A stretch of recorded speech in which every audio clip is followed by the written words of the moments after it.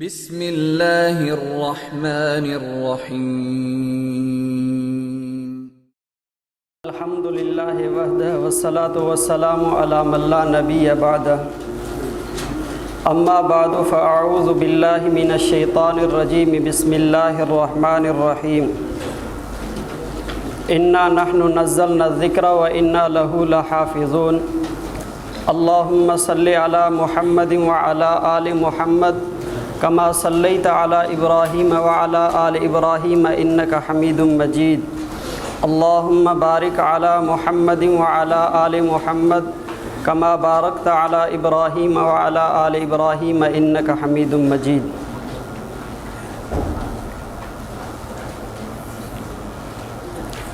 جیسا کہ آپ حضرات کے علم میں ہے، آج کی نشست میں ہمیں جو مسئلہ پڑھنا ہے اس کا نام ہے پرویزیت کا تعارف اور اس کا علمی محاسبہ۔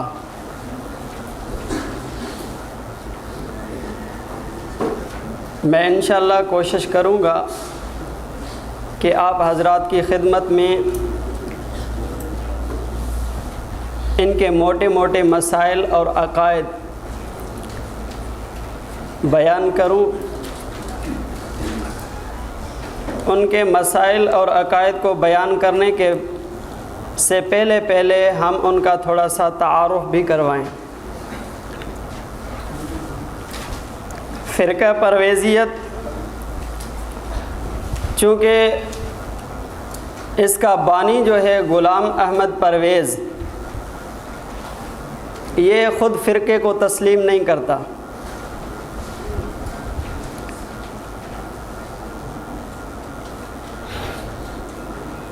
غلام احمد پرویز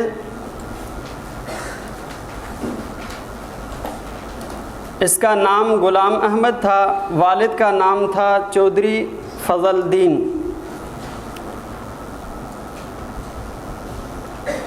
ہندوستان کے ایک مشہور شہر بٹالہ، اس کے ضلع گرداسپور میں اس کی پیدائش ہوئی ہے 9 جنوری 1903 عیسوی میں۔ اس کے جو دادا تھے حکیم مولوی رحیم بخش، وہ ایک صوفی تھے اور سلسلہ چشتیہ نظامیہ سے تعلق رکھتے تھے۔ ابتدائی تعلیم اس نے اپنے ہی گھر میں اپنے والد اور اپنے دادا سے حاصل کی۔ اس کے بعد اس نے ایک انگریزی اسکول لیڈی آف انگلینڈ کے نام سے اسی اسکول میں سے اس نے میٹرک پاس کیا۔ اس کے بعد اس نے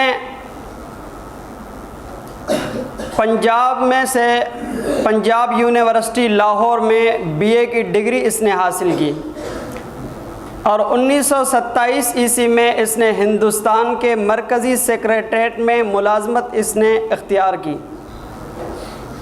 آخر چلتے چلتے اس نے ترقی کی اور ہوم ڈپارٹمنٹ میں اس نے سیکشن آفیسر کے تحت اس کو عہدہ ملا۔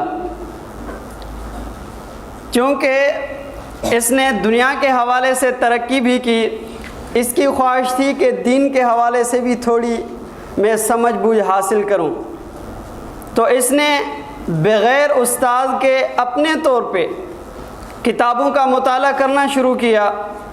سائنس و ٹیکنالوجی، تاریخ کا مطالعہ، سر سید احمد خان کے کتب کا مطالعہ۔ اس کے ساتھ ساتھ اس نے کہا کہ میں قرآن اور حدیث کا بھی علم حاصل کروں۔ چاہیے تو یہ تھا کہ جب یہ دین کا علم حاصل کرنا چاہتا تھا تو دین کے علم حاصل کرنے کے لیے استاد کی ضرورت پڑتی ہے۔ جیسے انہوں نے دنیا کا علم حاصل کیا، دنیا کے علم حاصل کرنے کے لیے انہوں نے اسکول میں داخلہ لیا اور استاذوں سے تعلیم حاصل کی۔ اسی طرح اگر اس کو دین کا جذبہ تھا تو دین کی تعلیم حاصل کرنے کے لیے بھی کسی مدرسہ میں داخلہ لے لیتے اور کسی استاد سے قرآن و حدیث سیکھ لیتے۔ لیکن اس نے اپنی حماقت کے طور پہ خود بخود کتابوں کا مطالعہ شروع کیا۔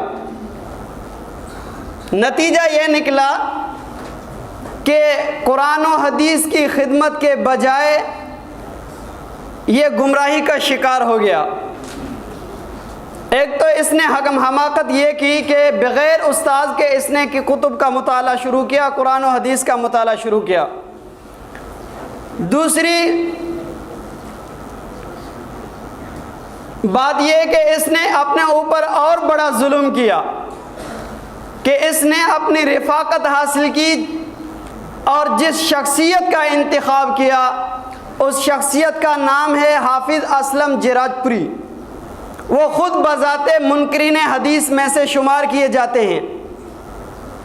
یہ خود کہتا ہے کہ میں قرآن و حدیث کا مطالعہ کرتا تھا تو قرآن و حدیث کا مطالعہ کرتے کرتے میرے ذہن کے اندر ایسے شکوک و شبہات پیدا ہو جاتے تھے حتیٰ کہ بغاوت کے جھکڑ چلنے شروع ہو گئے۔ بعد میں پھر مجھے حافظ اسلم جراج پوری کی رفاقت نے سہارا دیا۔ افسوس در افسوس اس نے ایک تو بغیر استاد کے کتب کا مطالعہ شروع کیا، پھر اسلم جراج پوری کی شخصیت جیسا اس کا رفیق بنا۔ ایک چھوٹا سا لطیفہ ہے، حضرت حکیم الامت مجدد الملت مولانا اشرف علی تھانوی رحمۃ اللہ علیہ نے اپنی کتاب کے اندر بیان فرمایا ہے کہ چند لوگ بیوقوف بیٹھے ہوئے تھے ایک درخت کے تلے سائے۔ وہ بیٹھے ہوئے تھے، ان میں سے ایک بیوقوف نے کیا کیا کہ یہ درخت سامنے ہے، چلو اس کا سایہ تو حاصل کر رہے ہیں، ایک اور بھی شوق پورا کروں کہ درخت کے اوپر کیوں نہ چڑھ جاؤں۔ وہ درخت کے اوپر چڑھا، اب اسے اترنے کا طریقہ نہیں آ رہا تھا، چڑھ تو گیا ہے اب اترے کیسے؟ اب نیچے جتنے بھی ساتھی بیٹھے ہوئے تھے وہ بھی پریشان، ہے تو ہمارا دوست، اوپر یہ چڑھ گیا ہے، اس نے بیوقوفی تو کی ہے، اب اس کو اتارے کیسے؟ یہ نیچے والے ساتھی وہ بھی اوپر نہیں جا رہے تھے، کہہ رہے تھے کہ یہ اوپر جا کے پھنس گیا ہے، ہم بھی جائیں، ہم بھی پھنس جائیں، پھر ہمیں کون اتارے گا؟ آخر انہوں نے یہ طے کیا کہ کسی شخص کو بلائیں۔ پھر انہوں نے جولاہے کا انتخاب کیا، چلو جولاہے کو بلا کے لاتے ہیں، وہ اس کو اتارے۔ جولاہے کو لایا گیا تو اس نے آگے کہا کہ چلو میں اس کی تدبیر سوچتا ہوں کیسے اس کو اتارنا ہے۔ اوپر دیکھ دیکھ کے کہنے لگا ہاں میرے ذہن میں اس کی تدبیر آ گئی ہے، آپ کے پاس ایک رسی مل جائے گی جو مضبوط ہو، ٹوٹے نہ۔ انہوں نے کہا رسیاں تو بہت زیادہ ہیں۔ انہوں نے رسیاں لائی، ایک بہت بڑا رسا بنایا، بہت بڑی رسی بنائی، رسی بنا کے اب ایک کہنے لگا کہ جس طرح میں کہوں اس طرح ہی کرنا ہے۔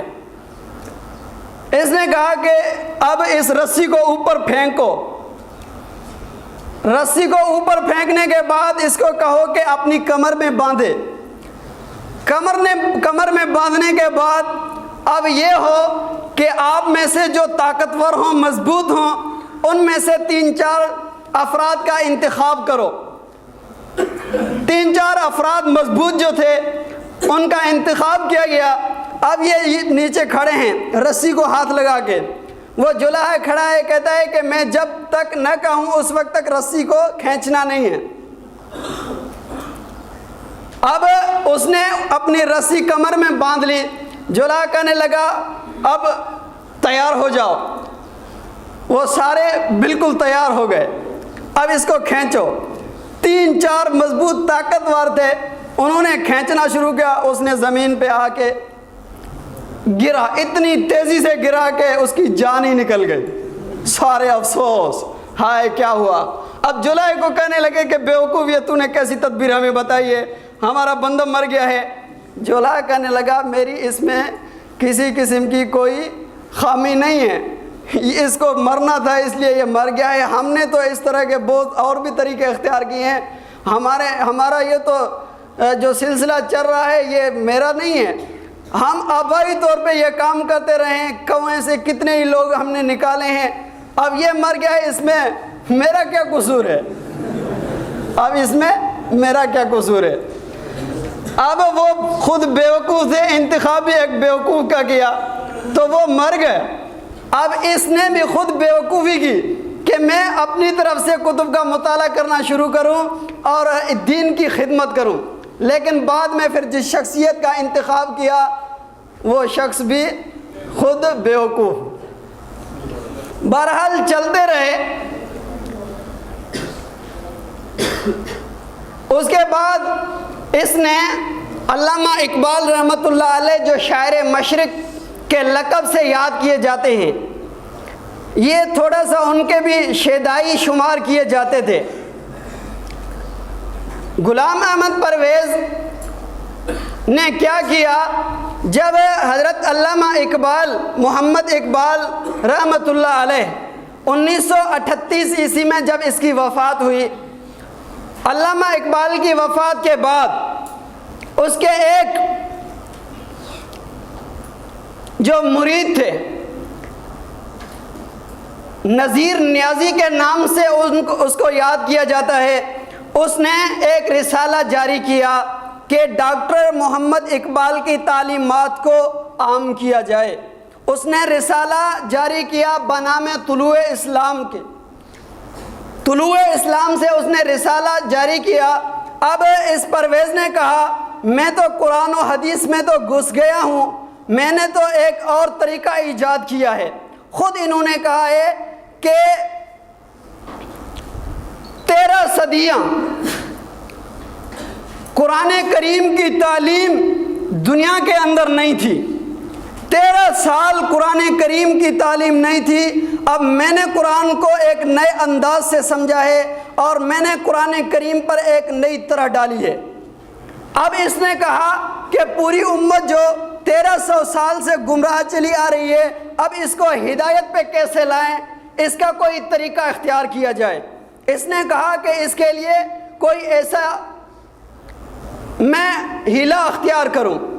طلوع اسلام کے نام سے رسالہ تو جاری ہو گیا، اب اس نے طلوع اسلام میں گھسنے کی کوشش کی، طلوع اسلام میں ممبر بنے۔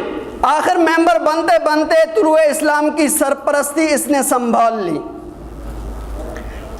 ابتدا میں تو طلوع اسلام کے اندر علامہ اقبال رحمۃ اللہ علیہ کی تعلیمات کو عام کیا جا رہا تھا۔ آہستہ آہستہ جب غلام احمد پرویز نے اس طلوع اسلام کی سرپرستی سنبھالی تو اس نے اپنے عقائد اور مسائل کو بھی اس نے لانا شروع کیا۔ آخر اس کو اس سے بھی آرام نہیں آیا، چلو رسالے سے تو میرا کام ہو رہا ہے لیکن اس سے بھی اتنا فائدہ نہیں، میری تعلیم عام نہیں ہو رہی۔ اس نے پھر کیا کیا کہ دروس کی شکل میں اس نے دروس دینے شروع کیے کہ قرآن کریم کی تعلیم، قرآن کے دروس کے نام سے درس دینے شروع کیے۔ میں نے پہلے گزارش کی تھی کہ یہ ہندوستان میں ہوم ڈپارٹمنٹ میں سیکشن آفیسر تھے۔ جب 1947 عیسوی میں پاکستان آزاد ہوا، پاکستان کے آزاد ہونے کے بعد غلام احمد پرویز اب دہلی سے کراچی منتقل ہو گئے اور کراچی میں اس نے دروس دینے شروع کیے۔ 1953 عیسوی میں شروعات کی، 1953 عیسوی میں اس نے دروس کی شروعات کی۔ درس دیتے دیتے آخر اس نے کہا کہ میں ملازمت بھی کر رہا ہوں، درس بھی دے رہا ہوں، ملازمت میں کچھ تھوڑا سا حصہ میں مصروف رہتا ہوں، لہٰذا اس کو بھی میں اپنے آپ کو فارغ کرتا ہوں محض ایک دینی خدمت کے لیے۔ آخر 1955 عیسوی میں اس نے ریٹائرمنٹ حاصل کی۔ ریٹائرمنٹ حاصل کرنے کے بعد اب ہمہ تنظیم ہو کر اس نے یعنی اپنے دروس کو باقاعدہ عام کیا اور ہر جمعہ کے دن جمعہ نماز کے بعد یہ درس دیتے رہے۔ آخر پہلا ان کا دروس کا جو سلسلہ ہوا تھا وہ 1967 عیسوی میں پورا ہوا، مکمل ہو گیا، اب دوبارہ شروع ہوا۔ یہ کراچی میں رہتے تھے، تقریباً 1953 میں دروس کا سلسلہ شروع کیا، 1955 میں اس نے ریٹائرمنٹ حاصل کی، اور 1958 عیسوی میں اس نے کراچی کو بھی خیر آباد کیا، اپنے نمائندے چھوڑے۔ اب اس نے کہا کہ میں لاہور جا کے اپنا مرکز قائم کرتا ہوں۔ آخر 1958 عیسوی میں اس نے لاہور کے گلبرگ بنگلہ نمبر 25 گلبرگ 2 لاہور کے اندر اس نے اپنی رہائش قائم کی۔ اب ادھر ہی اس نے دروس کا سلسلہ شروع کیا، آخر 1984 عیسوی تک یہ درس دیتے رہے، اور 4 فروری 1950 عیسوی میں یہ فوت ہو گئے۔ تقریباً 82 سال کی عمر میں اس نے یہ دین کی خدمت کی۔ وہ کون سی دین کی اس نے خدمت کی، انشاءاللہ ان قریب آپ کے سامنے آئے گی کہ اس نے قرآن کریم کو کس انداز سے پیش کیا ہے۔ جو اس نے کہا تھا کہ میں نے ایک نئی طرح ڈالی ہے، آپ اس کو انشاءاللہ ان قریب سن لیں گے کہ کس طرح اس نے نئی طرح ڈالی ہے۔ غلام احمد پرویز اس کی اولاد کوئی نہیں ہے، اولاد اس نے نہیں چھوڑی، لیکن اپنے مریدین اور اپنا حلقہ اس نے چھوڑا ہے جو آج تک اس کی تعلیمات کو عام کر رہا ہے، اور ایک ادارہ جو طلوع اسلام کے نام سے، اس کے اندر اس کی کتب بھی ہیں۔ ان کے کتب میں سے مشہور چند کتب جیسے قرآنی فیصلے ہے، قرآنی قوانین ہے، شاہکار رسالت ہے، اسی طرح جہان فردہ ہے، ابلیس و آدم ہے، یہ ان کی کتب ہیں، جن کتب کے اندر اس نے اپنے قرآن کو ایک نئے رخ میں بیان کیا ہے۔ میں نے پہلے عرض کیا کہ اس نے قرآن و حدیث کا مطالعہ شروع کیا تو کیا کہنے لگے کہ عجیب و غریب قسم کے سوالات میرے ذہن میں آنے لگے اور بغاوت کے جھکڑ چلنے شروع ہوئے، تو حافظ اسلم جراج پوری کی رفاقت نے مجھے سہارا دیا۔ کون سا سہارا دیا؟ اس نے کہا کہ یار قرآن کو چھوڑو، حدیث کو چھوڑو، قرآن کو لے لو۔ جب آپ حدیث کو پڑھو گے تو آپ کے ذہن میں عجیب و غریب قسم کے سوالات آئیں گے، جب آپ حدیث کو چھوڑ دیں گے تو آپ ان سوالات سے بھی فارغ ہو جائیں گے، اب آپ کے ذہن میں سوالات نہیں آئیں گے۔ اب اس نے کہا کہ چلو میں حدیث کو نہیں مانتا۔ پہلا قدم اس نے اٹھایا انکار حدیث کا۔ حجیت حدیث کے عنوان سے انشاءاللہ آپ کو سبق پڑھایا جائے گا۔ استاد محترم حضرت مولانا شبیر احمد حنفی صاحب آپ کو پڑھائیں گے، لیکن آج کی اس نشست کے اندر میں آپ کی خدمت میں غلام احمد پرویز کے حوالے سے بیان کروں گا کہ اس نے قرآن کو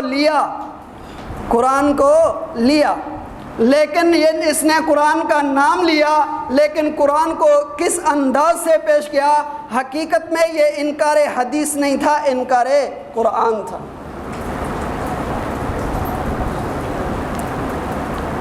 مسٹر غلام احمد پرویز اس نے پہلا قدم کون سا اٹھایا؟ انکار حدیث کا۔ حدیث کے حوالے سے اس نے کون سی باتیں کی ہیں آپ ذرا سن لیں۔ مقام حدیث صفحہ نمبر زا، ابتدائی ہوتے ہیں نا کتاب کے، دال زا جیم وغیرہ، صفحہ زا پہ لکھتا ہے کہ حدیث دین نہیں۔ اسی طرح حدیث کے حوالے سے غلام احمد پرویز لکھتا ہے کہ حدیث کی حیثیت تاریخی ہے، یہ مقام حدیث صفحہ نمبر 50 پہ لکھتا ہے۔ اسی طرح حدیث کے حوالے سے لکھتا ہے کہ یہ حدیث کو ماننا یہ اسلام کا عقیدہ نہیں، یہ یہود کا عقیدہ ہے۔ یہود جب نبی پاک صلی اللہ علیہ وسلم کو مانتے نہیں تھے تو حدیث کو ماننا یہ یہود کا عقیدہ کیسے ہو گیا؟ اسی طرح اس نے کہا کہ حدیث کو ماننا، آج جو دنیا میں اختلاف چل رہے ہیں ان اختلافات کا سبب حدیث ہے۔ جیسے آپ دوستوں نے کئی دن سے یہ پڑھا ہے کہ ایک طبقہ اور بھی ہے جس کو غیر مقلدین کے نام سے یاد کیا جاتا ہے۔ انہوں نے کیا کہا کہ یہ جو حنفی، شافعی، حنبلی، مالکی یہ جو ہیں اختلاف کا سبب یہ ہیں، لہٰذا ان کو چھوڑو، قرآن اور حدیث کو لے لو۔ غلام احمد پرویز نے ایک اور قدم اٹھایا اور اس نے کہا کہ اختلاف کا سبب حدیث ہے، لہٰذا حدیث کو بھی چھوڑو اور قرآن کو لے لو۔ حدیث کو اس نے کیوں چھوڑا؟ اس لیے کہ حدیث کے اندر جو باتیں تھیں وہ اس کی تائید نہیں کر رہی تھی۔ یہ ایک جدید قسم کے عقائد اور مسائل کو بیان کرنا چاہتا تھا۔ اصلیت آپ جب غلام احمد پرویز کی کتب کا مطالعہ کریں گے کہ آپ کو پتہ چلے گا کہ غلام احمد پرویز کا اصل نظریہ اشتراکیت کا ہے، اصل نظریہ کمیونزم کا ہے، اصل نظریہ دہریت کا ہے۔ نتیجتاً یہ بات ہے۔ اب جب قرآن اور حدیث کو مانے، حدیث کو ماننے سے غلام احمد پرویز کا یہ نظریہ حدیث کو مانے ہوئے چل نہیں رہا تھا، اس لیے اس نے حدیث کا انکار کیا کہ میں قرآن کی تشریحات اب اپنے فکر سے کروں گا۔ اس لیے اس نے ایک یہ بھی بات کہہ ڈالی کہ جہنمی جو لوگ ہوں گے، جہنم میں جائیں گے، وہ اسلاف کی تقلید کرنے والے ہوں گے۔ حدیث کو بھی نہیں مانا، اسلاف کی تقلید کو بھی نہیں مانا۔ استاد محترم حضرت مولانا محمد الیاس گھمن دامت فیوزہم آپ کو یہی درس دے رہے ہیں کہ اصل تمام تر جتنے بھی فتنے دنیا کے اندر ظاہر ہوئے ہیں ان سب کا بنیاد ترک تقلید ہے، ان سب کی بنیاد ترک تقلید ہے۔ انہوں نے بھی تقلید کو بھی چھوڑا اور حدیث کو بھی چھوڑا۔ کیا کہا کہ اختلاف کا سبب کیا ہے؟ حدیث ہے۔ اسی طرح اس نے اور بھی ایک بات بیان کی کہ حدیث پر ہمارا ایمان نہیں، یہ بات اس نے مقام حدیث صفحہ نمبر 169 پہ کی ہے۔ اسی طرح اس نے کہا کہ حدیث کو کیوں نہیں مانتے، اس کی وجہ اس نے بیان کی ہے کہ علم کے ذرائع صرف دو ہیں، علم کے ذرائع صرف دو ہیں۔ یہ اتنا بیوقوف ہے، اس کو پتہ بھی نہیں ہے۔ اصل میں یہ اشتراکیت کا نظریہ ہے کہ علم کے ذرائع صرف دو ہیں۔ کون کون سے؟ ایک انسان کے حواس، نمبر دو انسان کی عقل۔ یہ علم کے ذرائع صرف دو ہیں۔ اس نے حواس کو چھوڑ کے حواس باختہ ہو کر کہا کہ علم کے ذرائع صرف دو ہیں۔ کون کون سے؟ نمبر ایک عقل، نمبر دو قرآن، وہ وہی جو قرآن میں بند ہے۔ حدیث یہ علم کا ذریعہ نہیں ہے۔ اب آپ مجھے بتائیں کہ علم کے ذرائع کتنے ہیں؟ بولیں تھوڑا سا، علم کے ذرائع کتنے ہیں؟ علم کے ذرائع تین ہیں۔ نمبر ایک حواس، نمبر دو عقل، نمبر تین وحی۔ اس وحی کے اندر ہم کہتے ہیں جس طرح قرآن وحی ہے اسی طرح پیغمبر کی حدیث بھی وحی ہے۔ اب اس نے حدیث کو جو چھوڑا اس کی عقل بھی گم ہو گئی۔ اس نے کہا کہ حواس بھی علم کا ذریعہ نہیں ہے۔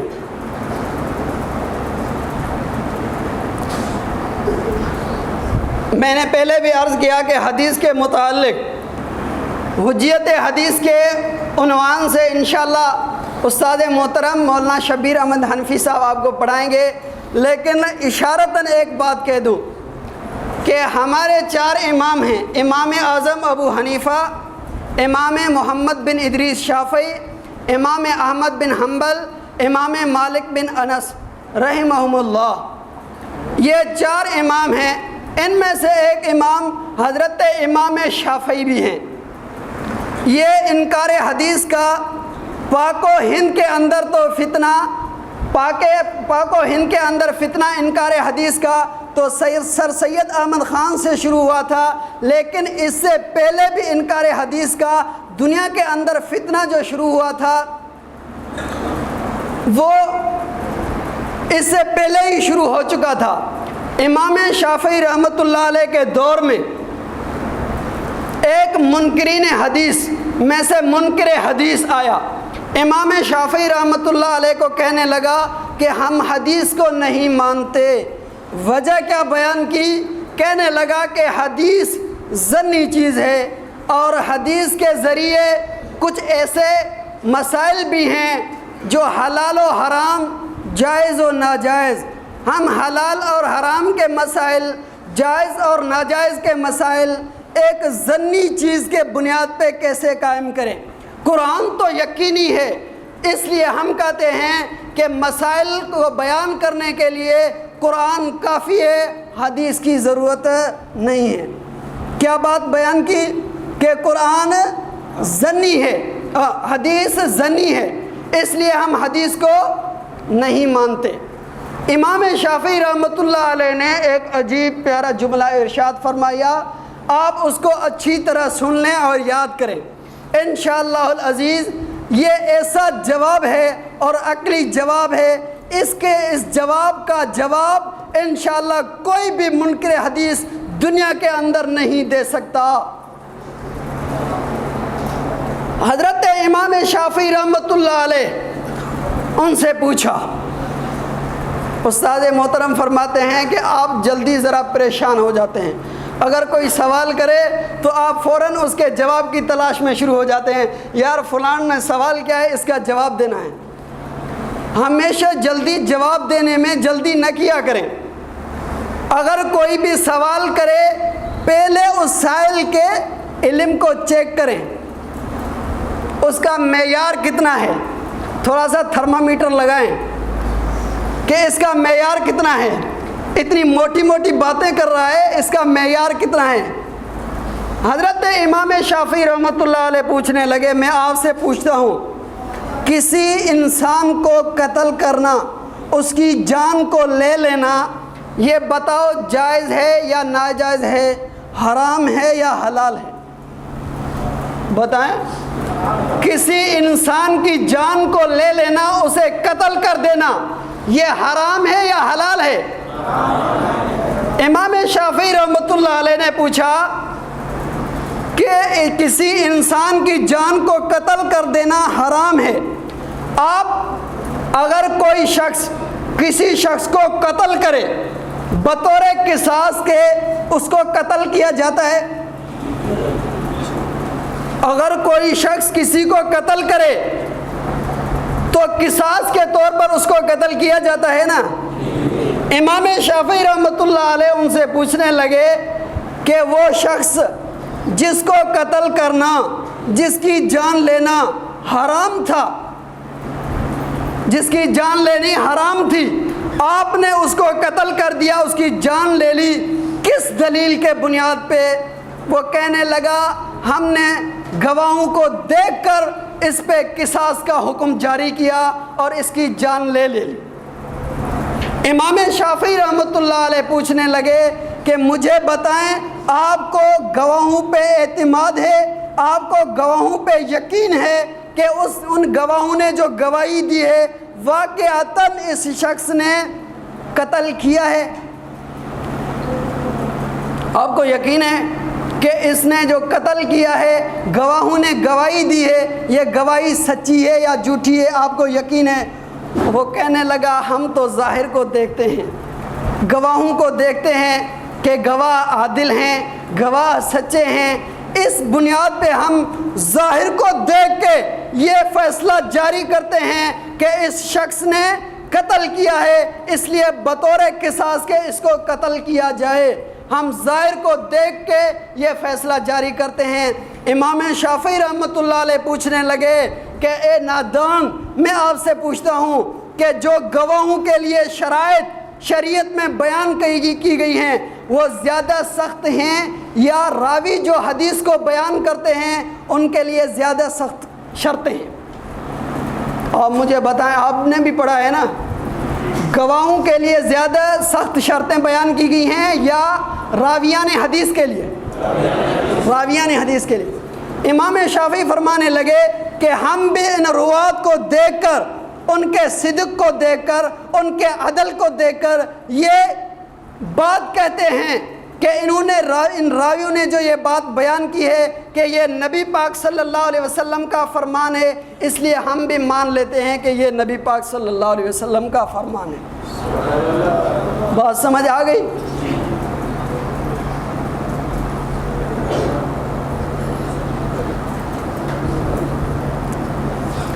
میں نے عرض کیا کہ غلام احمد پرویز نے حدیث کا انکار کیا، اس کے بعد ان کے نام لینے والے ہم نوا پورے ملک کے اندر دیکھا کہ ہمارے قائد، ہمارے مربی کے بارے میں پوری دنیا کے اندر یہ بات کی جاتی ہے کہ غلام احمد پرویز منکر حدیث تھے، حدیث کو نہیں مانتے تھے، اس لیے غلام احمد پرویز بے ایمان تھے۔ اب انہوں نے سہارا لیا، علامہ اقبال رحمۃ اللہ علیہ کی میں نے بات کی۔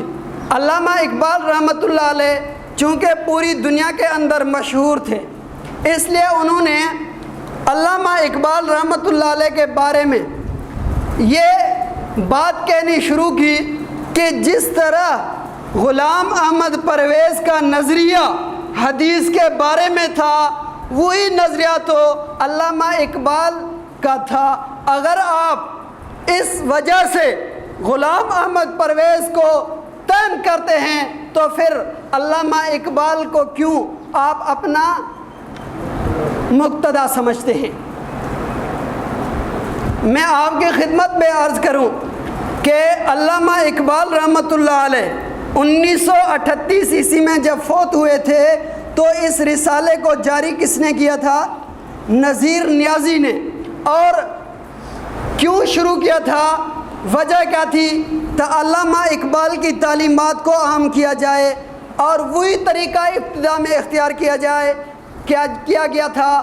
آپ اس لیے طلوع اسلام کے جو پہلے شمارے ہیں آپ ان کو پڑھ کے دیکھیں، اس کے اندر واضح طور پہ یہ لکھا ہوا ہے کہ علامہ اقبال رحمۃ اللہ علیہ کے بارے میں یہ اعلان کیا گیا تھا طلوع اسلام کے اندر کہ اس کا مسلک یعنی حضرت علامہ اقبال علیہ الرحمہ کی نور بصیرت کو عام کرنا، یعنی مسلمانوں کی حیات اجتماعیہ سے متعلق ہر مسئلے کا حل کتاب و سنت کی روشنی میں پیش کرنا ہوگا۔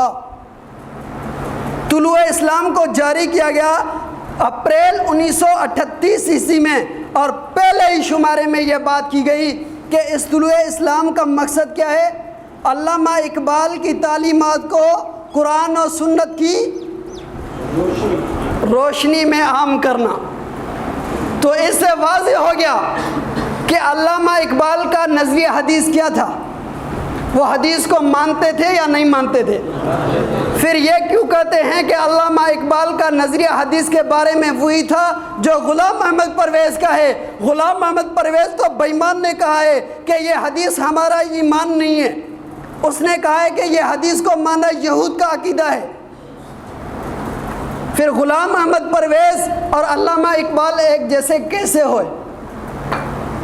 اور بھی کئی حوالہ جات ہیں، بطور اختصار کے میں نے صرف آپ کی خدمت میں ایک حوالہ پیش کیا ہے جس حوالے سے ثابت ہو رہا ہے کہ علامہ اقبال کا نظریہ حدیث کیا تھا؟ وہ حدیث کو مانتے تھے۔ اسی طرح جب غلام احمد پرویز نے حدیث کا انکار کیا کہ میں حدیث کو نہیں مانتا، تو رسول کا مطلب کیا ہے؟ رسول کیوں آیا ہے؟ رسول کا مطلب پیش کرنے لگے کہ رسول کا مطلب یہ ہے، اس سے مراد امام وقت یعنی مرکز ملت کی اطاعت ہے۔ مقام حدیث صفحہ نمبر 83 پہ اس نے یہ بات کی کہ رسول کا مطلب کیا ہے؟ مرکز ملت اور حکومت۔ اسی طرح اس نے کہا کہ رسول کی اطاعت کا مطلب یہ ہرگز نہیں کہ اگر کوئی رسول کے نام پہ کوئی بات کہہ دے کہ ہم ان کو مانیں، رسول کی اطاعت کا یہ ہرگز مطلب نہیں۔ میں آپ سے پوچھنا چاہتا ہوں، کیا ہمارا نظریہ نبی پاک صلی اللہ علیہ وسلم کے بارے میں یہی ہے کہ جو نبی پاک صلی اللہ علیہ وسلم کے نام پر کوئی بات کہہ دے ہم اس کو اپنے آنکھوں اور سر پہ رکھتے ہیں؟ اور یہی نظریہ نبی پاک صلی اللہ علیہ وسلم کے صحابہ کرام کا تھا۔ میں آپ حضرات کی خدمت میں بطور اختصار کے صرف ایک واقعہ پیش کرتا ہوں۔ خلیفہ ثانی حضرت فاروق اعظم رضی اللہ تعالی عنہ شام کی طرف سفر کر رہے تھے۔ یہ واقعہ صحیح بخاری کے اندر کتاب الطب کے اندر بیان ہے۔ حضرت امام فاروق اعظم رضی اللہ تعالیٰ عنہ شام کی طرف سفر کر رہے تھے۔ سفر کرتے کرتے آخر یہ اطلاع پہنچی کہ شام کے اندر تو بیماری پھیل گئی ہے، وبا کی، آپ کیسے جا رہے ہیں؟ حضرت عمر فاروق رک گئے۔ اب کیا کرنا چاہیے؟ چلنا چاہیے آگے یا واپس لوٹنا چاہیے؟ ایسے ہی حضرت عبد الرحمن بن عوف رضی اللہ تعالیٰ عنہ صحابی، اس نے نبی پاک صلی اللہ علیہ وسلم کی حدیث کو بیان کیا کہ میں نے اللہ کے رسول صلی اللہ علیہ وسلم سے سنا ہے اگر کسی علاقے کے اندر وبا کی بیماری پھیل جائے اس علاقے سے نکلنا جائز نہیں، ہاں اس علاقے کے اندر جانا بھی جائز نہیں۔ حضرت عمر فاروق رضی اللہ تعالیٰ عنہ نے جب حضرت عبد الرحمن بن عوف رضی اللہ تعالیٰ عنہ کا یہ ارشاد سنا تو حضرت عمر فاروق رضی اللہ تعالیٰ عنہ جانے کا ارادہ کینسل کر دیا۔ مجھے آپ بتائیں کہ نبی پاک صلی اللہ علیہ وسلم کے صحابہ کرام حضور پاک صلی اللہ علیہ وسلم کو کس حیثیت سے مانتے تھے کہ اگر کوئی نبی پاک صلی اللہ علیہ وسلم کی بات کہہ دے کہ اس کو مانتے تھے یا نہیں مانتے تھے؟ اور یہ غلام احمد پرویز کہتا ہے کہ اس کا مطلب یہ نہیں کہ رسول کی اطاعت، کوئی رسول کے بارے میں ہمیں کہہ دے کہ رسول نے یہ بتایا ہے کہ ہم اس پہ عمل کرنا شروع کر دیں۔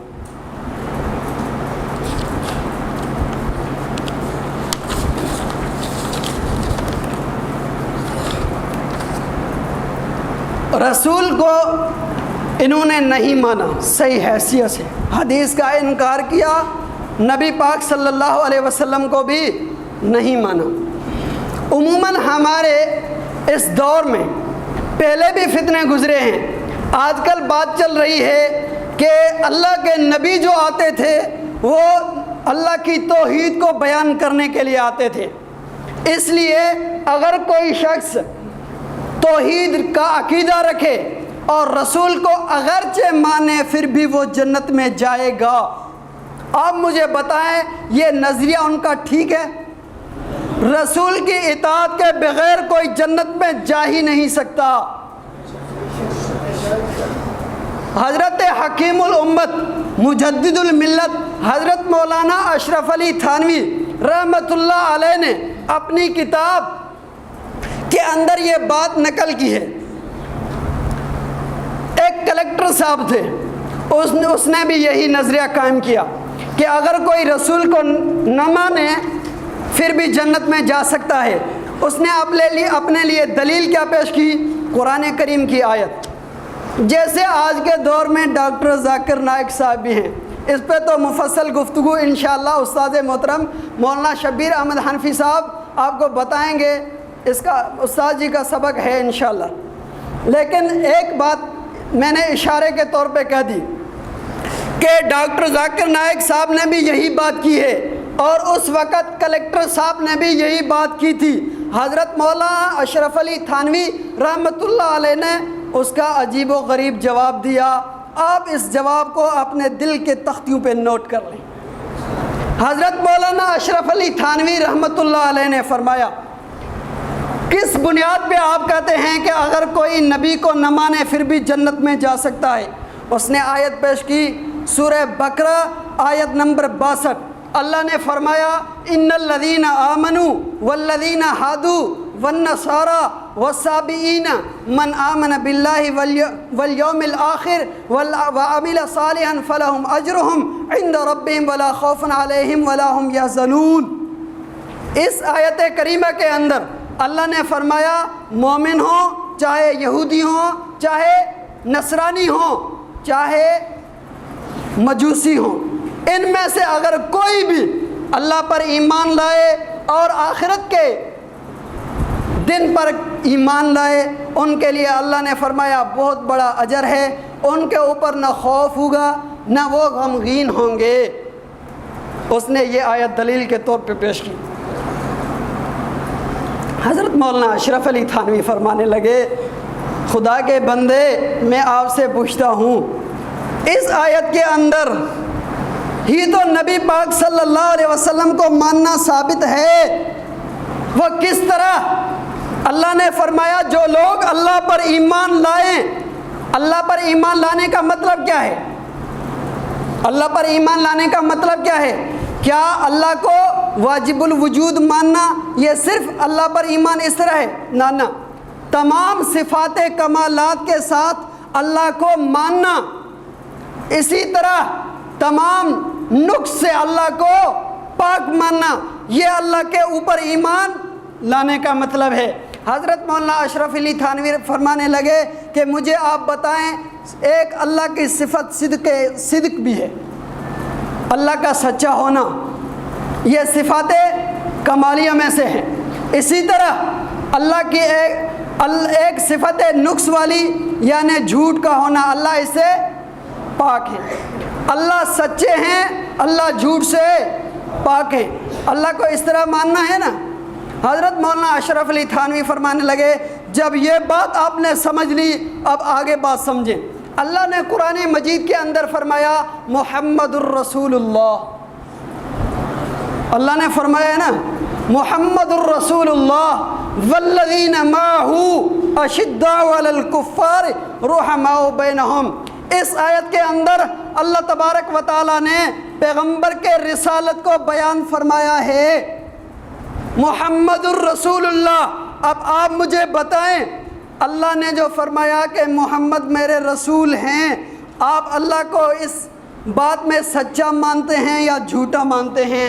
اگر نبی کے رسالت کا آپ اقرار نہیں کرتے گویا کہ آپ نے اللہ کو سچا نہیں مانا بلکہ جھوٹا مانا، اس لیے اللہ پر ایمان آپ نے نہیں لایا۔ اس لیے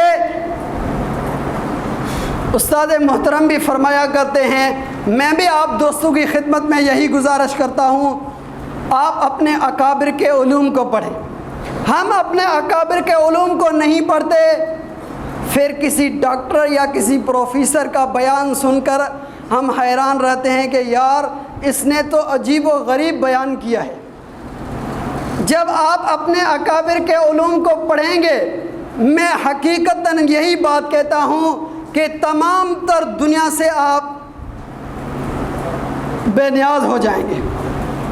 یہ جتنے ڈاکٹر اور پروفیسر ہیں نا میں ان کی قدر کرتا ہوں، وہ اپنے اپنے علم میں ماہر ہیں۔ ڈاکٹر ہے وہ ڈاکٹری میں ماہر ہے، اگر کوئی انجینئر ہے وہ انجینئرنگ میں ماہر ہے، لیکن قرآن کو بیان کرنے کے لیے وہ ماہر نہیں ہے۔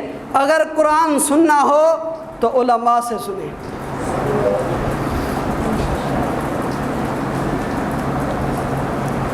ٹائم پہلے بھی ہمارا تھوڑا سا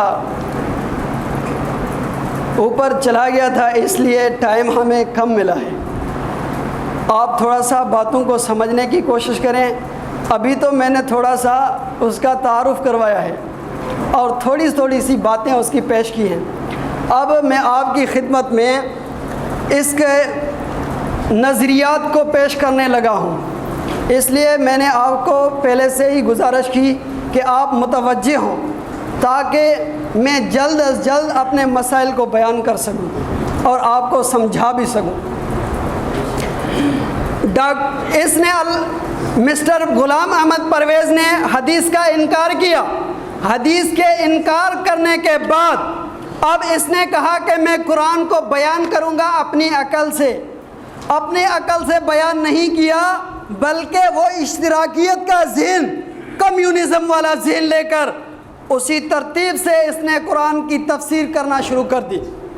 اس لیے اس نے کچھ نظریے اپنائے جو نظریات کمیونزم میں کے ہیں، جو نظریات اشتراکیت کے ہیں. ان نظریات میں سے ایک نظریہ اس نے اپنایا، نظریہ ارتقاء.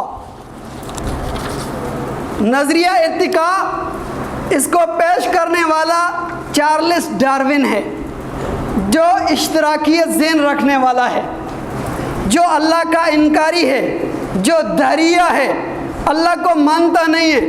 اس نے کہا نظریہ ارتقاء اس کا مطلب کیا ہے، یعنی یہ دنیا کس طرح وجود میں آئی ہے اور انسان کو وجود کس طرح ملا ہے. اس نے کہا کہ ایک آتشین مادہ تھا، اس سے سورج بنا، سورج کے بعد نباتات بنے، نباتات کے بعد حیوانات بنے، حیوانات میں سے ایک بندر کی شکل تھی، بندر کے بعد بندر نے ترقی کر کے انسانی صورت اختیار کر لی. اب چارلس ڈارون کا کیا نظریہ ہے کہ انسان کی اصلیت کیا ہے، بندر ہے. اب یہی پرویز صاحب نے چارلس ڈارون کا یہ نظریہ اپنایا، نظریہ ارتقاء. اس نے بھی انسانیت کو کس طرح مانا، کہتا ہے کہ انسان کا وجود کس طرح ہوا ہے. انسان پہلا نظریہ جو شریعت نے بیان کیا ہے عام طور پر جو ہمارے لوگوں کے ذہنوں میں ہے کہ ابا آدم اور اماں ہوا، بابا آدم اور اماں ہوا، یہ نظریہ بائبل کا ہے، یہ نظریہ قرآن کا نہیں ہے. پہلے تو میں آپ کی خدمت میں یہی عرض کروں کہ یہ چارلس ڈارون کا جو یہ نظریہ تھا، خود چارلس ڈارون بھی اس نظریے سے متفق نہیں تھے. اس نے اپنی کتاب لکھی ہے اس نظریے پر، اور اس کتاب کے اندر ایک باب کام کیا ہے نظریے کے مشکلات، نظریے کی مشکلات. اس کو ایک امریکی ماہر طبیعیات لپسن نے اس کتاب کا مطالعہ کرنے کے بعد اس نے اپنے اس الفاظ میں جائزہ پیش کیا ہے کہ میں نے اس کتاب کو پڑھا ہے، اس کتاب کو پڑھنے کے بعد میں اس نتیجے پہ پہنچا ہوں کہ خود چارلس ڈارون کو بھی اس نظریے سے اتفاق نہیں تھا. اس نے خود کہا ہے کہ میں نے یہ نظریہ تو اپنایا ہے لیکن بہت سارے سوالات، بہت سارے شکوک و شبہات پیش آ رہے ہیں کہ جب انسان کی اصلیت بندر ہے تو پھر ابھی جو دنیا میں بندر ہیں موجود یا ختم ہو گئے، پھر وہ انسان کیوں نہیں بن رہے. آپ نے کبھی سنا ہے، اپنے آباء و اجداد سے سنا ہے کبھی کوئی بندر انسان بنا ہے؟ تو بندر کا بیٹا بننا چاہتا ہے، خود ساری انسانیت کو بندر کا بیٹا کیسے بنانا چاہتا ہے؟ اگر چارلس ڈارون سے آپ کو اتفاق ہے، اس نے کہا ہے کہ انسانیت بندر سے شروع ہوئی ہے، بندر بننے کا شوق ہے، خود بندر نہ بن، خود بندر بن، ہم انسان ہیں، اللہ نے ہمیں اشرف المخلوقات بنایا ہے. اور قرآن مجید نے بھی یہی بیان فرمایا ہے. اس نے اس نظریے کو جو قرآن کے طور پہ بیان کیا ہے کہ قرآن کا جو نظریہ ہے کہ ابتدا انسان کی نوع انسانیت سے ہے، اس کا فرد انسان سے تعلق نہیں ہے، لہٰذا جو بابا آدم اور اماں ہوا کا جو نظریہ ہے یہ بائبل کا ہے، قرآن کا نہیں ہے. آپ مجھے بتائیں یہ بات اس نے کس کتاب میں کی ہے؟ ابلیس و آدم صفحہ نمبر 40 پر، ابلیس و آدم صفحہ نمبر 40 پہ کی ہے کہ بابا آدم اور اماں ہوا کا تصور بائبل کا ہے، یہ قرآن کا نہیں ہے. آپ مجھے بتائیں کہ کیا واقعی قرآن کا یہ تصور ہے؟ کس طرح اس نے قرآن کو غلط رخ میں پیش کیا ہے، ایک جدید نیا دین بنا کے امت کے سامنے پیش کیا ہے. اور عجیب بات، ہم تو شیعت پہ کفر کی فتویٰ لگاتے ہیں کہ شیعہ کافر ہیں، کیوں کہ وہ قرآن کی تحریف کے قائل ہیں۔ اس پرویز نے بھی کہا ہے کہ قرآن تو تحریف شدہ ہے۔ اگر شیعہ تعریف قرآن کا عقیدہ رکھیں تو وہ کافر بن سکتے ہیں، تو مجھے بتائیں کہ غلام احمد پرویز جب یہ قرآن کے بارے میں تحریف کا نظریہ قائم کرے تو یہ اسلامی سکالر کیسے بن سکتا ہے؟ مجھے بتائیں اس کو اسلامی سکالر کے نام سے کیوں یاد کیا جاتا ہے؟ یہ کیوں ظلم ہے اسلام پر، جبکہ اس نے اسلام کی بنیاد قرآن کریم کا انکار کیا ہے اور اس نے کہا ہے کہ قرآن تعریف شدہ ہے۔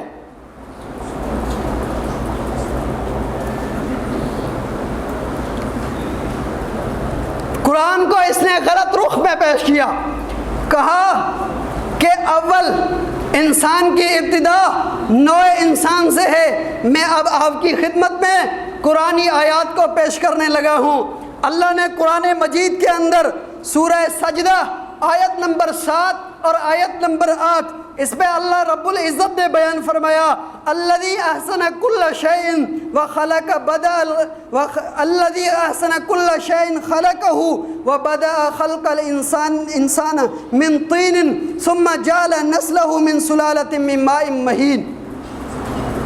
اللہ نے اس آیت کریمہ کے اندر دو چیزیں بیان فرمائی ہیں۔ نمبر ایک، انسان کی شروعات کس چیز سے ہوئی ہے اور انسانیت کا سلسلہ نسب کیسے شروع ہوا ہے۔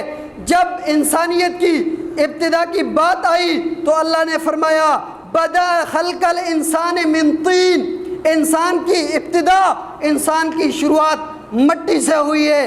اور وہی نظریہ ہمارا کہے کہ اللہ رب العزت نے ابتدا میں حضرت آدم علیہ السلام کو مٹی سے پیدا فرمایا، اور آگے جب سلسلہ نسب کیسے شروع ہوا، اللہ نے فرمایا ثم جعل نسلہ من سلالۃ من ماء مہین، سلسلہ نسب ایک پانی کے قطرے سے شروع ہوا ہے۔ ہمارا نظریہ وہی قرآن والا نظریہ ہے کہ انسان کی ابتدا حضرت آدم علیہ السلام سے شروع ہوئی ہے، جس کی پیدائش مٹی سے ہوئی ہے۔ اس کے بعد اللہ نے سلسلہ نسب انسانیت کا جب شروع کیا ہے تو اس وقت اللہ نے سلسلہ نسب پانی کے قطرے کو بنایا ہے۔ آیت نمبر 2، کئی آیات ہیں، مختصر صرف ایک اور آیت پیش کرنے لگا ہوں۔ ہمارا نظریہ کیا ہے کہ اللہ نے حضرت آدم علیہ السلام کو مٹی سے پیدا کیا، اس کے بعد اللہ نے اس کی زوجہ کو اماں حوا کو پیدا فرمایا، اس کے بعد ان دونوں سے انسانیت کا سلسلہ نسب شروع ہوا۔ اسی بات کو اللہ نے قرآن مجید کے اندر سورہ نساء آیت نمبر 1، یا ایھا الناس اتقوا ربکم الذی خلقکم من نفس واحدہ وخلق منہا زوجہا وبث منہما رجالا کثیرا ونساء۔ اللہ نے فرمایا ہم نے انسانیت کی ابتدا من نفس واحدہ سے کی ہے۔ اس سے بڑی دلیل کوئی ہو سکتی ہے؟ پھر اس نے کیسے قرآن کو بیان کیا ہے کہ بابا آدم اور اماں حوا کا نظریہ بائبل کا ہے، قرآن کا نہیں ہے؟ آپ مجھے بتائیں یہ نظریہ قرآن کا ہے یا بائبل کا ہے؟ قرآن نے بیان فرمایا کہ ہم نے انسان کی ابتدا نفس واحدہ سے کی ہے، وَخَلَقَ مِنْهَا زَوْجَهَا، اسی نفس واحدہ سے ہم نے اس کی بیوی کو بنایا، وَبَثَّ مِنْهُمَا رِجَالًا كَثِيرًا۔ اب ان دونوں میں سے ہم نے انسانیت کا سلسلہ نسب شروع کیا، کئی مرد وجود میں آ گئے، کئی عورتیں وجود میں آ گئی۔ اسی طرح احادیث مبارکہ میں بھی ہے۔ ٹائم چونکہ مختصر ہے میں اپنی بات کو ادھر اس حد پہ ہی پورا کر رہا ہوں۔ اب آپ مجھے بتائیں کہ پرویز نے جو نظریہ قائم کیا تھا کہ بابا آدم اور اماں حوا کا نظریہ یہ قرآن کا نہیں ہے، آپ مجھے بتائیں یہ قرآن کا ہے یا نہیں؟ پھر اس نے قرآن پہ جھوٹ بولا، قرآن کو غلط انداز میں پیش کیا۔ اس نے کہا کہ 1300 سال سے جو قرآن کی تعلیم امت کے اندر جاری تھی، وہ قرآن کو غلط انداز میں پیش کیا جا رہا تھا، اب میں صحیح انداز سے قرآن کو پیش کرنے لگا ہوں۔ آپ مجھے ایمان سے بتائیں، اس نے غلط انداز میں پیش کیا یا ہمارے اکابرین نے؟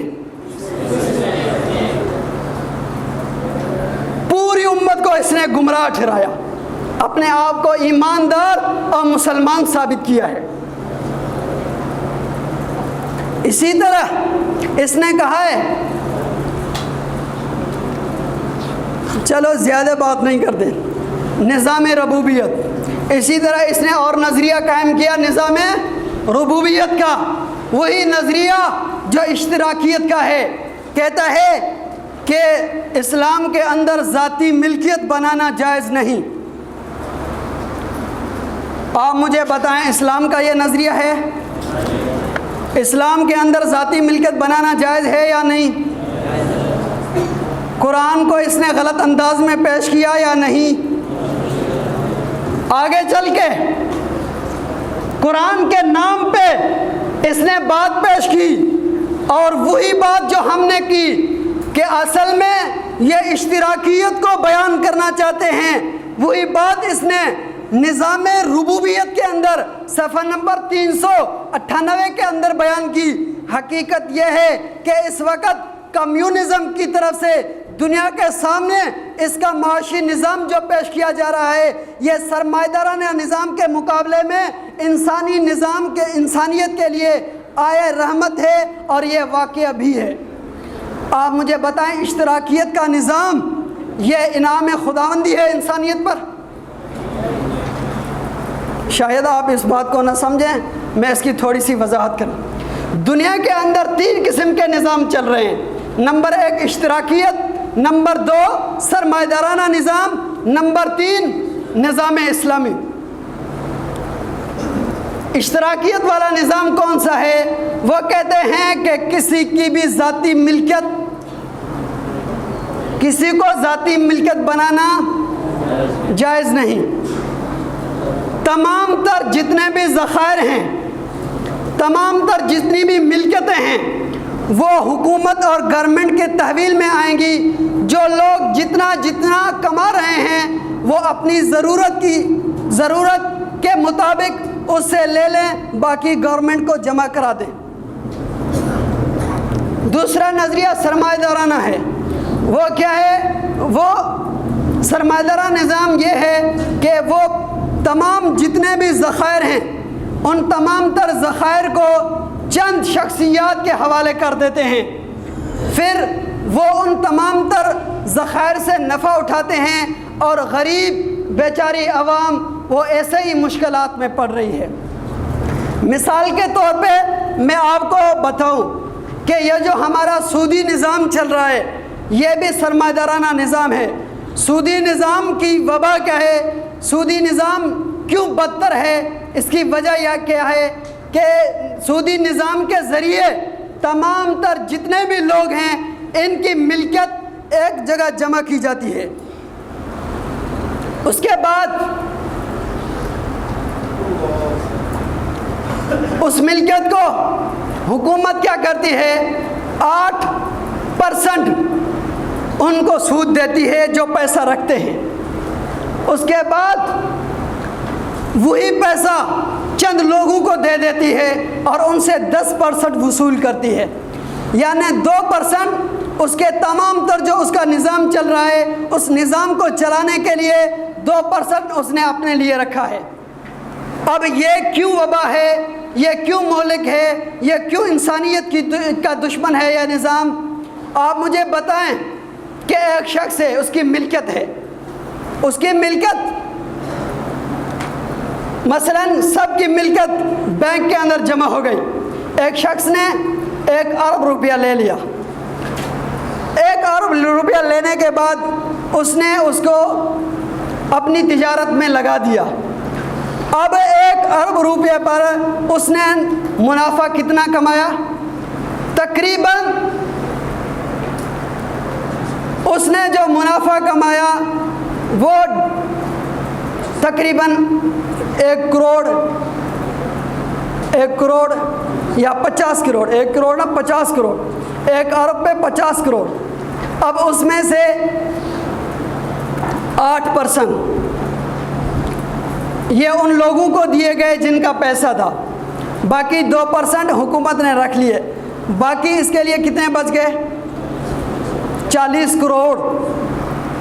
تمام تر جتنے لوگوں کی ملکیت تھی گویا کہ ان کو ایک شخص کے حوالے کر دیا گیا. اسی طرح اشتراکیت کا نظام, ایک مزدور ہے, وہ تو مزدوری کر رہا ہے بچپن سے, ایک ہے ڈاکٹر بنا ہے, ایک ہے انجینئر بنا ہے, اس نے محنت کی ہے, 10 سال محنت کی ہے, محنت کر کے اس نے تعلیم حاصل کی ہے. اب ایک ڈاکٹر کو وہی روٹی ملے, ایک انجینئر کو وہی روٹی ملے, اور ایک مزدور کو بھی وہی روٹی ملے, کیا یہ نظام ٹھیک ہے؟ یہ نظام ٹھیک ہے؟ ایک نے کوئی محنت نہیں کی, ابتدائی سے بس اپنی فکر میں لگا پڑا ہے. ایک نے 10 سال محنت کی ہے, محنت کے بعد اب اس کے مزدوری کا ٹائم آیا ہے, تو اب اس کو کہا جائے نہ آپ نے جتنی محنت کی ہے 10 سال لگائے ہیں, یہ ہمیں اس سے کوئی غرض نہیں ہے, جو روٹی مزدور کو ملے گی وہی روٹی آپ کو ملے گی. آپ بتائیں یہ نظام ٹھیک ہے؟ اسلام کا نظام کیا ہے؟ اسلام میں ناجائز جتنے بھی وسائل تھے ان کو بھی ختم کر دیا, اور جائز وسائل سے اگر کوئی اپنی ملکیت بنانا چاہے تو اسلام نے اس کی بھی اجازت دے دی. اس کے لیے میں ایک ہی واقعہ, زیادہ نہ, حضرت صدیق اکبر رضی اللہ تعالیٰ عنہ کے دور میں, اسی طرح نبی پاک صلی اللہ علیہ وسلم کے دور میں, احادیث میں تو موجود ہیں لیکن خود غلام احمد پرویز کی کتاب شاہکار رسالت کے اندر لکھا ہوا ہے کہ حضرت صدیق اکبر رضی اللہ تعالیٰ عنہ جب خلافت پہ فائز نہیں ہوئے تھے, خلافت سے پہلے وہ بڑے تاجر تھے, تجارت سے اپنے گھر کا گزران کرتے تھے. جب خلافت ملی تو حضرت فاروق اعظم رضی اللہ تعالیٰ عنہ نے مشورہ دیا, اب آپ تجارت نہ کریں, اگر آپ تجارت کے حوالے ہو جائیں گے تو لوگوں کا کیا معاملہ بنے گا, لہٰذا ہم بیت المال سے آپ کے لیے تنخواہ مقرر کرتے ہیں, آپ ہم تن ہو کر مسلمانوں کے مسائل کے لیے آپ کو وقف کر دیں. حضرت صدیق اکبر رضی اللہ تعالیٰ عنہ کے لیے بیت المال سے ماہانہ وظیفہ مقرر کیا گیا. حضرت صدیق اکبر رضی اللہ تعالیٰ عنہ کے جب آخری دن ہوئے تو کچھ پریشانی لائق ہوئی کہ میں بیت المال سے پیسہ اٹھاتا ہوں, ہو سکتا ہے اتنا پیسہ اٹھایا ہو اور میں اتنی دین کی خدمت نہ کی ہو, اور مسلمانوں کے حوالے سے جتنے مسائل ہیں ان کی نگرانی اتنی نہ کر سکا ہوں, اور میں پیسے زیادہ میں نے اٹھائے ہوں, لہٰذا اس کو فکر لائق ہوئی. آج کیا کہا جا رہا ہے کہ انہوں نے خلافت پہ قبضہ کیا ہے. یہ آج کے حکمرانوں نے انہوں نے قیاس کیا ہے آج کے حکمرانوں پر. وہ تو ایسے حکمران نہیں تھے. صدیق اکبر رضی اللہ تعالیٰ عنہ نے وصیت کی کہ میری ایک اپنی زمین ہے, ذاتی ملکیت ہے, آپ اس کو بیچ دیں, اس کو بیچ کر پھر اس کی جو رقم ہو بیت المال میں جمع کروائیں. میں نے جتنا وظیفہ لے لیا ہے وہ وظیفہ بیت المال میں آپ جمع کروائیں. اس سے کیا ثابت ہوتا ہے کہ ذاتی ملکیت اسلام میں جائز تھی یا نہیں. صدیق اکبر کیا فرما رہے ہیں, میری ایک زمین ہے, آپ اس کو بیچ دیں. اس سے کیا ثابت ہو رہا ہے کہ اسلام میں ذاتی ملکیت جائز تھی نا. پھر کیسے اس نے کہا ہے کہ ذاتی ملکیت یہ قرآن کے خلاف ہے؟ کیا یہ قرآن کے خلاف انہوں نے کام کیے؟ اسی طرح مختصر بات کروں, نبی پاک صلی اللہ علیہ وسلم, چلو نبی پاک صلی اللہ علیہ وسلم کی بات بھی بیان کر دوں. جب خیبر کا موقع ہوا تو حضور پاک صلی اللہ علیہ وسلم نے, جب خیبر کی زمین آئی تو حضور پاک صلی اللہ علیہ وسلم نے اس کا آدھا حصہ بیت المال میں جمع کروایا, باقی آدھا حصہ جو جتنے بھی مجاہدین تھے ان میں تقسیم کروایا. ایک حصہ پیدل کو اور 2 حصے سوار کو. نبی پاک صلی اللہ علیہ وسلم نے ان کو یہ مل کر کے دی تھی یا نہیں؟ کیسے یہ کہتے ہیں کہ اسلام میں ملکیت ذاتی بنانا جائز نہیں؟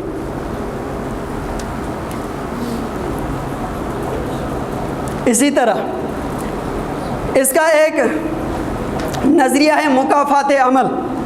کہتا ہے کہ جس انسان نے جو عمل کیا اس کا نتیجہ مرتب ہو گیا، اب اس سے آگے پیچھے نہیں ہونا. یہی نظریہ یورپ کا ہے، یہی نظریہ اشتراکیت کا ہے. اس نظریے کو قائم کرنے کی وجہ سے اس نے کیا کیا مسائل بیان کیے. مختصراً اس نے کہا کہ توبہ کا معنی کچھ پڑھ کر خدا سے بخشش مانگنے کے نہیں، اس سے مراد تلافی مافات کے لیے کچھ عملاً کرنے کے ہیں.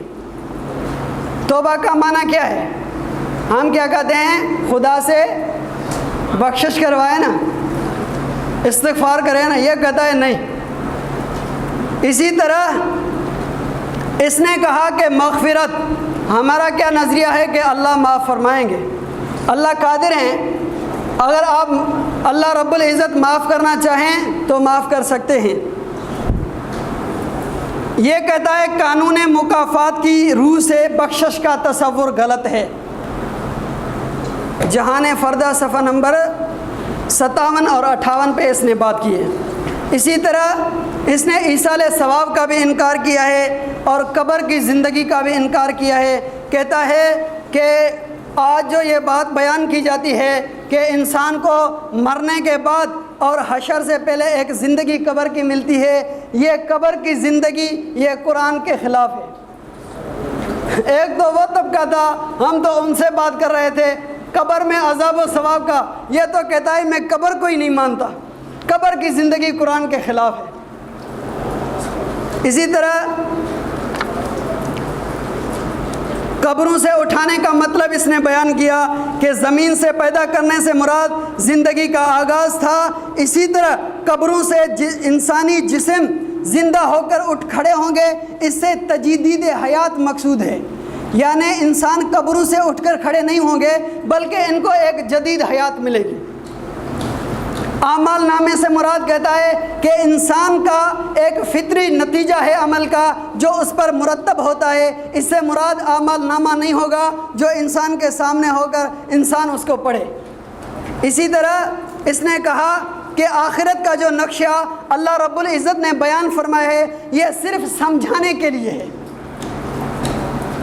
اسی طرح اس نے کہا کہ خدا تعالیٰ کو جو حساب لینے والا بیان کیا گیا ہے کہ اللہ رب العزت قیامت میں حساب لیں گے، یہ صرف انسان کو سمجھانے کے لیے بیان کیا گیا ہے کہ اللہ رب العزت انسان ذات کا حساب لیں گے، ورنہ انسان کا اپنا جو عمل ہے اس کا فطری نتیجہ اس پر مرتب ہوتا جا رہا ہے. اسی کو حساب کتاب سے تعبیر کیا گیا ہے کہ اللہ رب العزت حساب کتاب لیں گے. میں یہ حوالہ جات نہیں پڑھ رہا اس لیے کہ فائلیں آپ کے سامنے ہیں، یہ ساری آپ پڑھ لیں گے. یہ جہان فردہ صفحہ نمبر 22 اور 23 پر یہ بیان کی ہے کہ آخرت کا نقشہ صرف سمجھانے کے لیے کہا گیا ہے.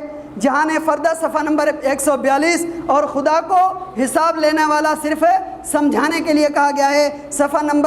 جہان فردہ صفحہ نمبر 22 اور 23.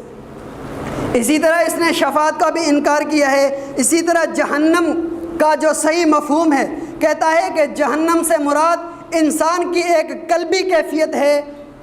آپ بتائیں کہ جہنم سے مراد اسلام کے یہی نظریہ ہے؟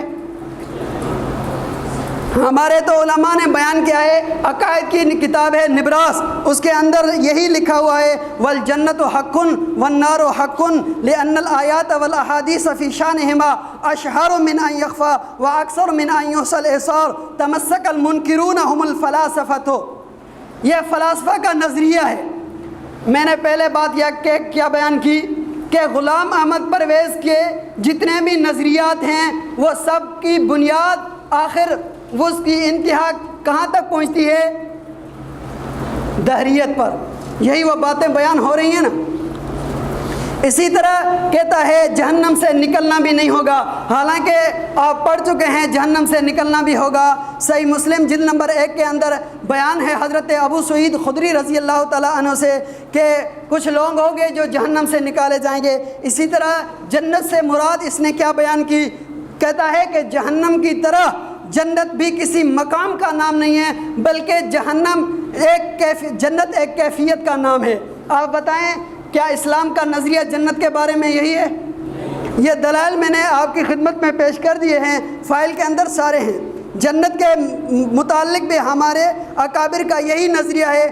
شرح فقہ اکبر صفحہ نمبر 133 پہ لکھا ہوا ہے کہ انما اخبر اللہ تعالی من الحور والقصور والانہار والاشجار والاسمار لأہل الجنت حق خلافا للباطنیت والعدول عن ظواہر النصوص الى معان یدعیہا اہل الباطن الحاد۔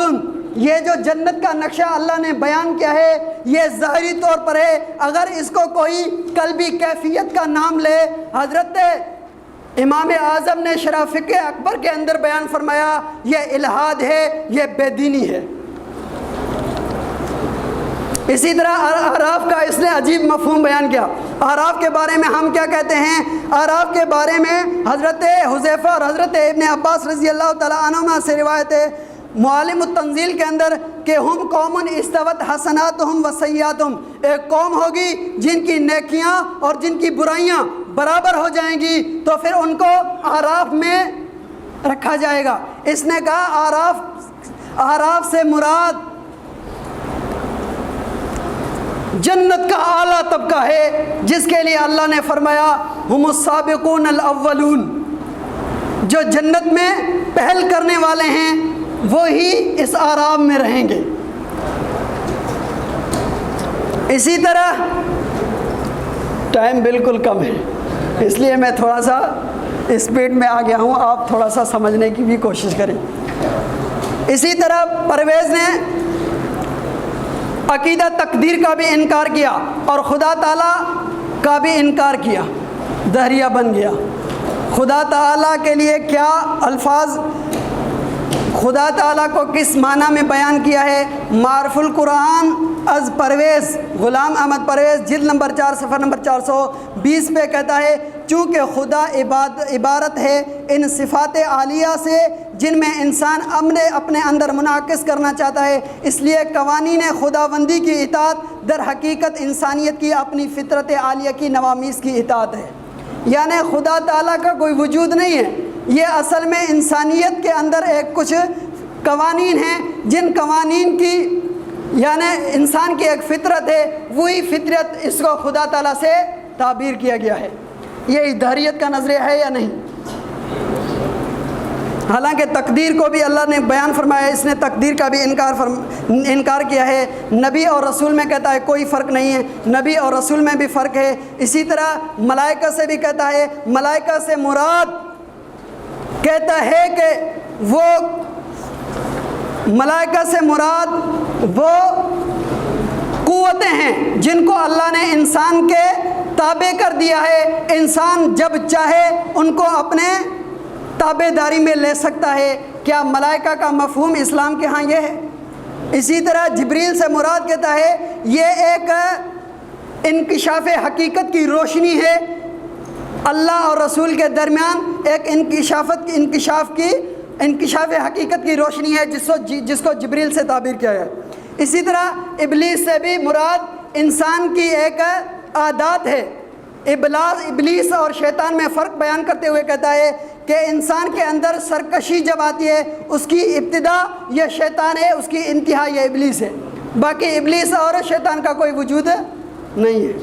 اسی طرح اس نے کہا جن، قرآن کریم میں جو جن و انس کو بیان کیا گیا ہے، قرآن کریم میں جن و انس کے ضمن میں جن جنات کا ذکر ہے، ان سے مراد عرب کے صحرا نشین خانہ بدوش قبائل ہیں اور بس، یعنی جنات کا اور وجود نہیں ہے۔ یہ جنات انسانیت میں بھی ہیں، جو شہری ہیں وہ انسان ہیں، جو خانہ بدوش ہیں وہ کیا ہیں؟ جن ہیں۔ عجیب۔ اسی طرح اس نے کہا جب جنات کا وجود ہی نہیں ہے، یہی جن ہیں، یہی انسان ہیں، ان سے اس لیے ہدایت کا جو سلسلہ جو اللہ نے جاری فرمایا ہے وہ بھی انسانوں کے لیے ہے، انسانوں کے علاوہ اور کسی کے لیے نہیں ہے، حالانکہ یہ نظریہ ہمارا نہیں ہے۔ اسی طرح ختم نبوت کا مطلب اس نے کیا بیان کیا؟ معراج کا بھی انکار کیا، حصی معجزات کا انکار کیا۔ حصی معجزات کو اللہ نے قرآن مجید میں بیان کیا ہے، معراج کو بھی بیان کیا ہے۔ معراج میں اللہ رب العزت نے نبی پاک صلی اللہ علیہ وسلم کے لیے جو فرمایا من المسجد الحرام الی المسجد الاقصی، کہتا ہے اس مسجد اقصی سے مراد مدینہ طیبہ ہے۔ عجیب، ختم نبوت کا ختم نبوت کو کس طرح پیش کیا ہے؟ کہتا ہے ختم نبوت سے مراد اب کوئی نبی نہیں آئے گا، لہٰذا انسان کو اپنے معاملات کے فیصلے خود کرنے ہوں گے۔ آپ مجھے بتائیں ختم نبوت کا مطلب یہی ہے؟ اسی طرح اس نے ظہور مہدی کا انکار کیا، نزول عیسیٰ علیہ السلام کا انکار کیا۔ اسی طرح میں نے پہلے بتایا اسلاف تقلید کا بھی اس نے انکار کیا۔ عبادات کے حوالے سے نماز کو اس نے اور انداز سے پیش کیا، کہتا ہے نماز کا مطلب یہ نہیں کہ انسان اللہ کے آگے سر بسجود ہو جائے، بلکہ ایک نظام کو قائم کرنا ہے۔ اسی طرح روزہ ہے، حج ہے، زکوٰۃ وغیرہ جتنے بھی اعمال ہیں ان سب کا اس نے انکار کیا ہے۔ اسی طرح میں نے ایک اصل مسئلہ بیان کرنا تھا، ٹائم تو ہو گیا ہے، اگر اس کو ہم شروع کریں گے تو وہ تکمیل پہ نہیں پہنچے گا، لہٰذا ہم اس کو شروع کرنے سے بہتر ہے کہ بس اتنا کہہ دیتے ہیں کہ اس نے کہا ہے کہ اسلام کے اندر حکمرانی بھی جائز نہیں ہے اور غلامی بھی جائز نہیں ہے۔ غلامی جائز نہیں، یہ صرف پرویز کا مسئلہ نہیں ہے، یہ پوری دنیا کے اندر یہ مسئلہ ہے۔ کہتے ہیں کہ غلامی اسلام کے اندر جو ہے یہ انتہائی ظلم ہے۔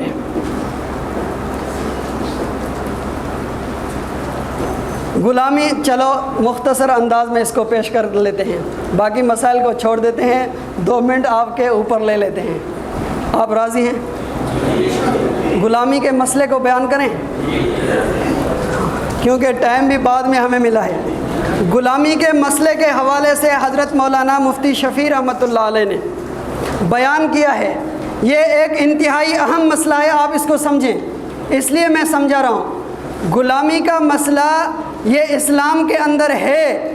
غلام احمد پرویز نے کہا ہے کہ غلامی اسلام میں نہیں ہے، یہ اسلام کا نظریہ، اس نے اسلام کا مسئلہ پیش نہیں کیا، یہ اس نے اپنا مسئلہ پیش کیا ہے، اور یہ غلامی کا مسئلہ ظلم بھی نہیں ہے۔ کیوں؟ غلامی حضرت مولانا مفتی شفیع رحمۃ اللہ علیہ، مفتی اعظم پاکستان مفتی محمد شفیع رحمۃ اللہ علیہ نے اپنی تفسیر معارف القرآن کے اندر اس بات کو بیان کیا ہے کہ جو قیدی گرفتار ہوں ان کو اگر غلام نہ بنایا جائے پھر عقلاً 3 ہی صورتیں ممکن ہو سکتی ہیں۔ کتنی صورتیں؟ 3۔ نمبر 1، یا تو انہیں آزاد چھوڑ دیا جائے، نمبر 2، یا انہیں دائمی قیدی بنا کے رکھا جائے، نمبر 3، یا انہیں قتل کر دیا جائے۔ 3 غلام نہ بنایا جائے تو پھر کتنی صورتیں ممکن ہیں؟ عقلاً 3، یا تو انہیں آزاد چھوڑ دیا جائے، یا انہیں ہمیشہ کے لیے قید کر دیا جائے، یا انہیں قتل کر دیا جائے۔ بسا اوقات یہ 3 صورتیں مصلحت کے خلاف ہوتی ہیں۔ کیوں؟ اگر ان کو آزاد چھوڑ دیا جائے، یہ کوئی بھی انسان تسلیم نہیں کرتا کہ ایک دشمن نے میرے اوپر حملہ کیا ہے، میرے خلاف ایک معرکہ اس نے قائم کیا ہے، اب وہ جب میرے ہاتھوں میں آیا ہے، گرفتار ہو گیا ہے، اب میں اسے چھوڑ دوں، یہ کوئی عقل مند تسلیم کر سکتا ہے؟ جب اس کو واپس چھوڑیں گے پھر دوبارہ وہ کوشش کر کے آپ کے اوپر حملہ کرے گا، لہٰذا اس کو مطلقاً آزاد کر دیا جائے یہ بھی مصلحت کے خلاف ہے۔ اسی طرح اس کو قتل کر دیا جائے یہ بھی مصلحت کے خلاف ہے۔ کیوں؟ کہ قیدیوں میں سے بسا اوقات ایسے قیدی بھی ہوتے ہیں جو باصلاحیت ہوتے ہیں، اس لیے اگر ان کو قتل کیا جائے گویا کہ ان کے صلاحیتوں کو قتل کیا گیا، اس لیے انہیں قتل کرنا بھی مصلحت کے خلاف ہے۔ اب انہیں دائمی قیدی بنا کے رکھا جائے یا تو یہ بھی ٹھیک نہیں ہے، مصلحت کے خلاف ہے۔ کیوں کہ اگر ان کو دائمی قیدی بنا کے رکھا جائے پھر بھی ان کی جتنی بھی صلاحیتیں ہیں وہ گویا کہ قید کے اندر بند ہو جائیں گے۔ قید کے اندر وہ کیا کر سکے گا؟ نمبر 2، حضرت حکیم الامت مجدد الملت حضرت مولانا اشرف علی تھانوی رحمۃ اللہ علیہ نے اشرف الجواب کے اندر بیان فرمائے، دوسرا اس سے نقصان یہ بھی ہوتا ہے کہ اس کے لیے اگر دائمی قیدی بنائے جائیں تو ایک محکمہ ہمیں اختیار کرنا پڑے گا، جیسے آج کل محکمے ہیں جو قیدیوں کو ہی سنبھال کے لیے ہیں، ان کو کھانا کھلانا، ان کے کپڑے وغیرہ کا بندوبست کرنا، ان کے علاج و معالج کا بندوبست کرنا، ان کی سنبھال کے لیے ایک عملے کی ضرورت، یہ اتنا خرچہ یہ حکومت پہ ایک بوجھ بن جائے گا، لہٰذا دائمی گرفتار کر کے ان کو رکھا جائے یہ بھی مصلحت کے خلاف ہے۔ اس لیے یا تو ان کو چھوڑ دیا جائے تبادلے کی طرح، یعنی جو دشمن کے قیدی ہیں وہ ہمارے قیدیوں کو چھوڑ دیں یا پھر ہم ان کو چھوڑ دیں، دشمن ہمارے قیدیوں کو چھوڑیں ہم ان کے قیدیوں کو چھوڑ دیں، لیکن اس وقت یہ رواج نہیں تھا۔ تو اس ضرورت کی تحت اسلام نے غلامی کے مسئلے کو جائز رکھا۔ اب آپ بتائیں کہ ان 3 صورتوں میں سے بہتر صورت کون سی ہے؟ چوتھی یہ غلامی والی نا، ان کو یا تو آزاد چھوڑ دیا جائے یہ بھی تو ٹھیک نہیں، ان کو قتل کر دیا جائے یہ بھی ٹھیک نہیں، دائمی قیدی بنا کے رکھا جائے یہ بھی ٹھیک نہیں، اس لیے غلام ان کو بنایا جائے، پھر اس کی تربیت بھی کی جائے، اور تربیت اسلام نے ایسی کی اس کی مثال دنیا میں نہیں ملتی۔ آپ غلامی کے مسئلے کو پڑھیں، کس طرح غلامی کے مسئلے کو اسلام نے بیان کیا ہے، اس کے کتنے حقوق کی اسلام نے پاسداری کی ہے کہ حدیث میں نبی پاک صلی اللہ علیہ وسلم نے آخر حیات تک یہی بات فرماتے گئے، الصلاۃ وما ملکت ایمانکم۔ اس سے زیادہ کیا ان کے حقوق کی کوئی پاسداری ہو سکتی ہے؟ پھر کیوں یہ کہا جاتا ہے کہ اسلام کے اندر غلامی کا مسئلہ یہ ظلم ہے؟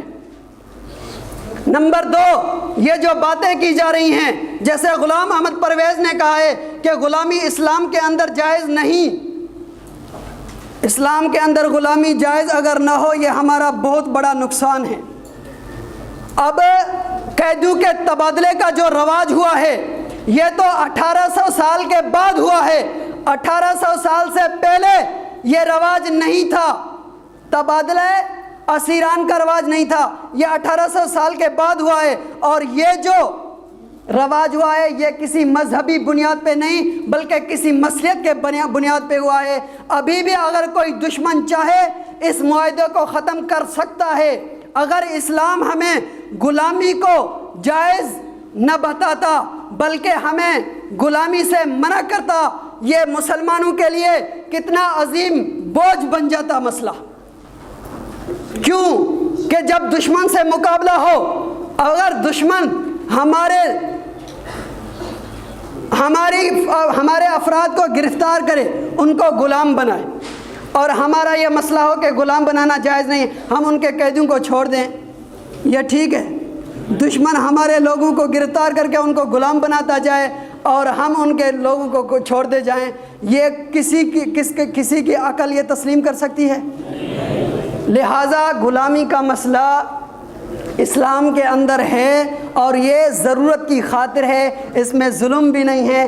اس کے کئی عجیب و غریب واقعات بھی ملتے ہیں کہ غلام ایسے بھی تھے جو محدث بنے، جو مفسر بنے، جو بادشاہ بنے، اسلام نے ان کے حقوق کی اس طرح پاسداری کی۔ یہ غلامی کا مسئلہ انسانیت کے اسلام کے اندر ظلم نہیں بلکہ یہ انسانیت کے لیے ایک نعمت ہے۔ اللہ رب العزت ہمیں ان باتوں کو سمجھنے اور تمام تر فتن سے دور رکھنے، اپنے حق کو سمجھنے اور آگے بیان کرنے کی توفیق نصیب فرمائے۔ وآخر دعوانا ان الحمد للہ رب العالمین۔